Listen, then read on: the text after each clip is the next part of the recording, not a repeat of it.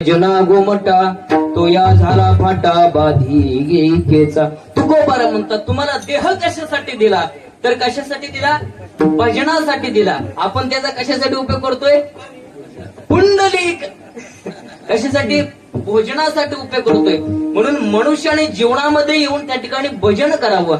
आणि जर भजन नाही केलं तर काय होईल? तुमचा जन्म वायाला गेला. बरोबर का? वाया जाणं म्हणजे जी वस्तू आपल्याला, ही एक वस्तू आहे, ही एक काय? जिवंत वस्तू आहे. पण ही मेलेली नाही, जिवंत वस्तू. त्याचा उपयोग कशासाठी? भगवंताच्या नामचिंतना करता झाला पाहिजे. कारण एकदा डोळे छिन झाले की ज्ञानेश्वरीतली ओवी दिसत नाही.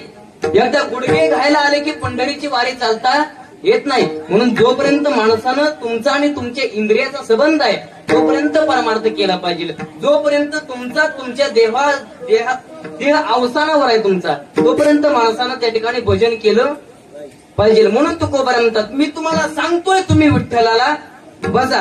आणि जर नाही बसलं तर काय होईल? तुमचा जन्म वाया नाही तरी गेला जन्म वाया. मग लोक म्हटले तुकोबार आम्ही विठ्ठलाला बसतो, परंतु आमच्या एकदा संसाराची बरोबरी झाली की आम्ही परमार्थ करायला